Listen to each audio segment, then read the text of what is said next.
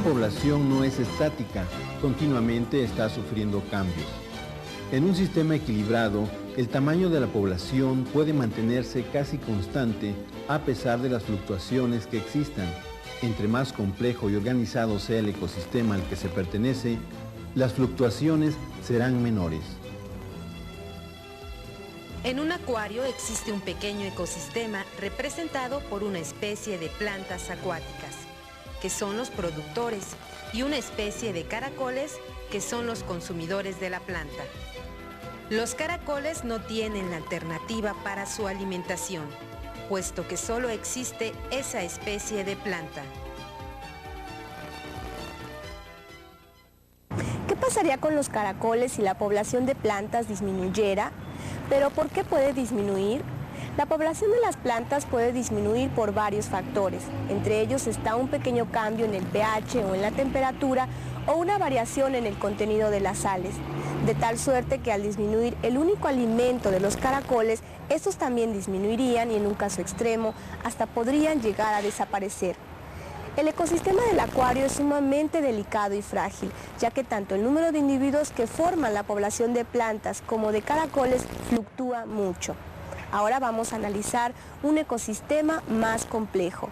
Por ejemplo, un lago.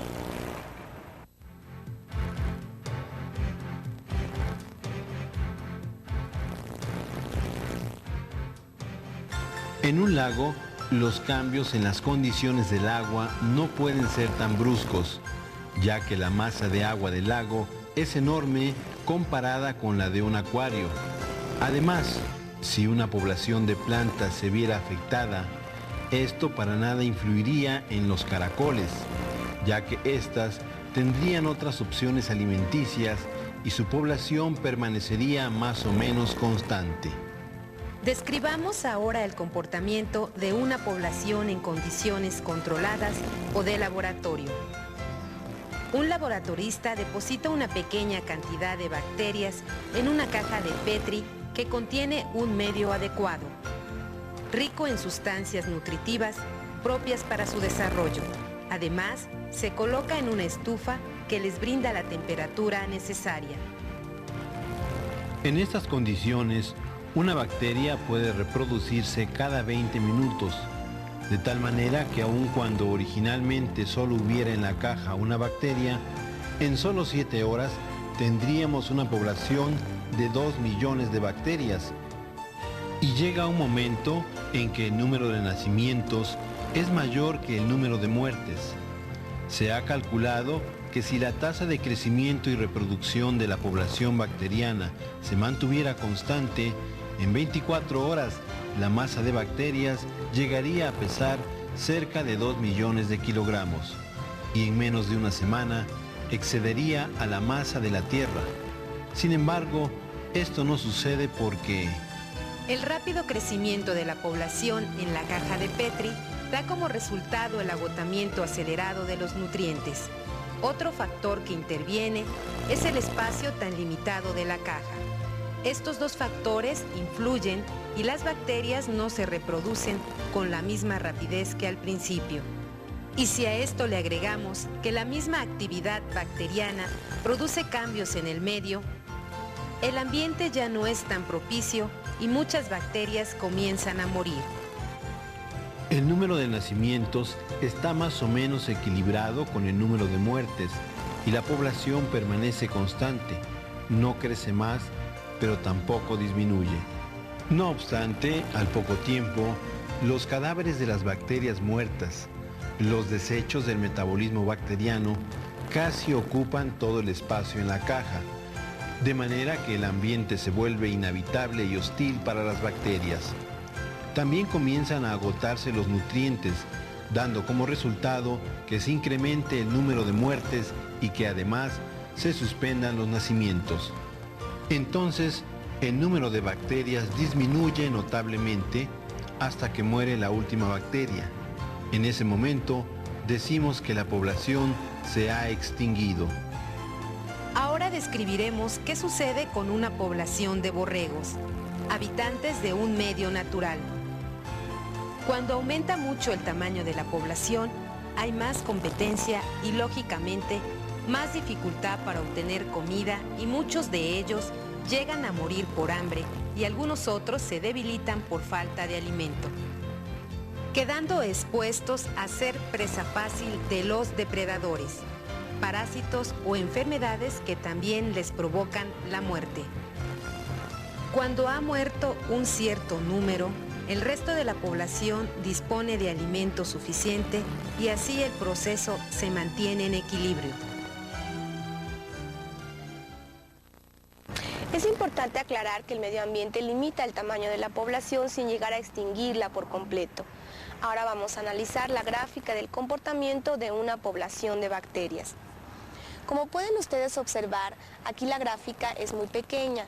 Esta parte se denomina fase de morada y sucede porque los individuos están entrando a un nuevo medio ambiente y lo están explorando. Después de la fase de morada sigue una fase logarítmica. Los individuos encuentran todas las condiciones apropiadas para reproducirse y multiplicarse. Esta fase logarítmica llega un momento en que se va a estabilizar y se va a mantener más o menos constante aquí la gráfica, y aquí se denomina capacidad portadora del ambiente. El ambiente no puede soportar aquí ningún individuo más, no hay ni más ni menos individuos. En condiciones de laboratorio, como esta que estamos observando de bacterias, los nutrientes se van a agotar poco a poco y las bacterias se van a ir muriendo también poco a poco, y aquí vemos que la gráfica cae bruscamente. En condiciones controladas de alimentación, como en una población de borregos, esta línea se mantiene más o menos constante, que es la de la capacidad portadora del ambiente. Ahora pasemos a definir algunos conceptos. Densidad de población. Número de individuos por unidad de área, superficie o volumen.